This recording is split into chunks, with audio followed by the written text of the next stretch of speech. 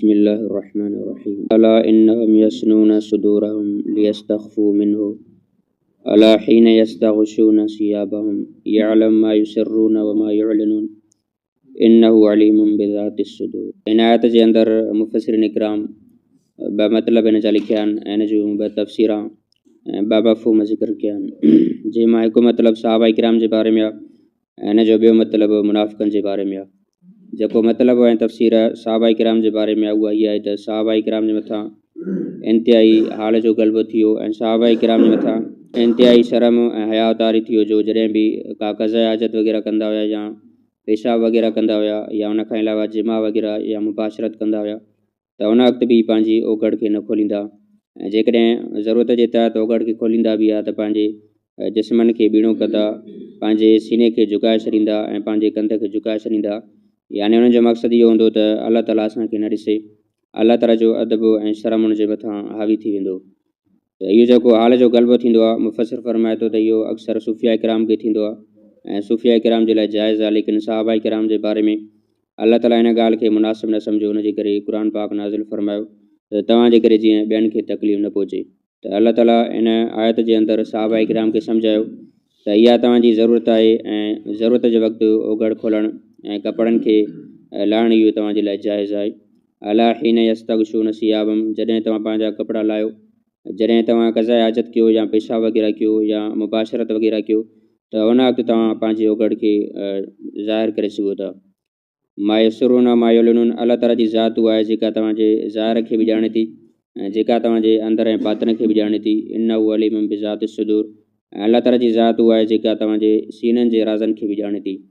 त अलाह ताला जे साम्हूं तव्हां ईअं आहियो, चाहे कपिड़ा पायो या न पायो, तव्हांजो जिस्म ऐं तव्हांजी ओगड़ हर वक़्तु अलाह ताला जे साम्हूं आहे ऐं अलाह ताला तव्हांजे सीननि जे राज़नि खे ॼाणे थो त तव्हांजा जिस्म त परे आहिनि। लिहाज़ा तव्हां जेकॾहिं मजबूर आहियो ऐं मजबूरी जे वक़्तु तव्हां पंहिंजे कपिड़नि खे लाहे सघो था।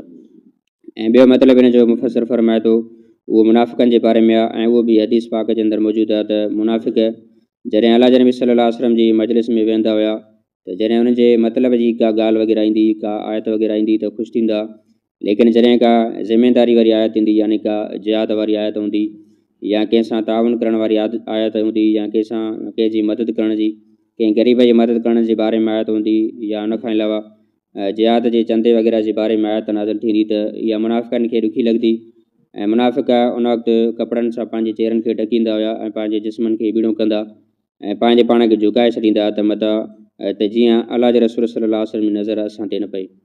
त उन्हनि जे बारे में बि अलाह ताला फरमायो त अलाह ताला तव्हांजे ज़ाहिर खे बि ॼाणे थो ऐं बातिन खे बि ॼाणे थो। तव्हां इन हालत सां मख़लूक जे साम्हूं त छुपी सघो था ऐं मख़लूक खां त लिकी सघो था, लेकिन अलाह ताला जी ज़ात खां लिकी नथा सघो।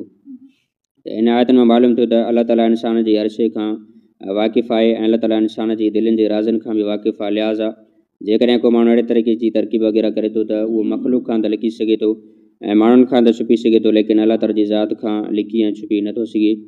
अहिड़े क़िस्म जो हिकु वाक़ियो ईंदो आहे त हिकु उस्ताद हुयो जंहिं पंहिंजे ॿिनि शागिर्दनि खे मोकिलियो ऐं हिकु पखी ॾेई करे मोकिलियो ऐं हिनखे फरमाइनि त तव्हां अहिड़ी जॻह ते हिन खे ज़िबह करे अचो जिते तव्हांखे कोई बि माण्हू न ॾिसे। त हिकु शागिर्दु वियो ऐं हिकु वण जे हेठां लिकी करे ऐं ॾिठईं हेॾे होॾे त को पखी वग़ैरह त मूंखे नथो ॾिसे, को माण्हू वग़ैरह नथो ॾिसे। त हुते उहो पखी वग़ैरह ज़िबह करे आयो ऐं उस्ताद जे साम्हूं पेश कयईं। हिकिड़ो उहो शागिर्दु हुयो जेको उहो साॻियो ई वापसि सलामत खणी मोटी आयो। त शागिर्द हुन खां पुछा कई त तूं ज़िबह छो न करे आयो? हुन चयो त मां हिकु जॻह ते वियुमि ऐं वण जे हेठां लिकी करे हुनखे ज़िबह कयां पियो, माण्हू बि न ॾिसनि पिया, को पखी वग़ैरह बि न ॾिसे पियो, लेकिन दिलि में ख़्यालु आयो त अलाह ताला त ॾिसे थो ऐं मूंखे उस्ताद जेको चयो आहे त तोखे कोई बि न ॾिसे छो त तूं कामयाबु थी वहीं।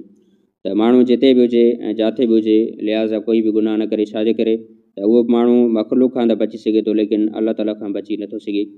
ऐं बुज़ुर्गान दीन फरमाईंदा आहिनि त जेकॾहिं कारे क़िस्म जो जीत हुजे ऐं कारी ज़मीन ते हुजे ऐं कारी राति में हुजे त उनखे बि अलाह ताला ॾिसे थो, उनजी हरकत खे अलाह ताला ॾिसे थो ऐं उनजी आवाज़ खे बि अलाह ताला ॿुधे थो। त अलाह ताला जी ज़ात एतिरी ताक़तवर आहे जो तव्हां असांजो ख़्यालु बि नथो पहुची सघे। अलाह ताला तव्हां असांखे ॿुधण जे लाइ कन ॾिना आहिनि, त अलाह ताला जे लाइ, अलाह ताला जी ज़ात जे लाइ इहा वॾी ॻाल्हि न आहे त उहे बग़ैर कननि जे ॿुधे। ऐं अलाह ताला असांखे ॾिसण जे लाइ अखियूं ॾिनियूं त अलाह ताला जी ज़ात जे लाइ इहा ॻाल्हि वॾी न आहे त उहो बग़ैर अखियुनि जे बि ॾिसे। अलाह ताला खां दुआ अमल करण जी दुआ।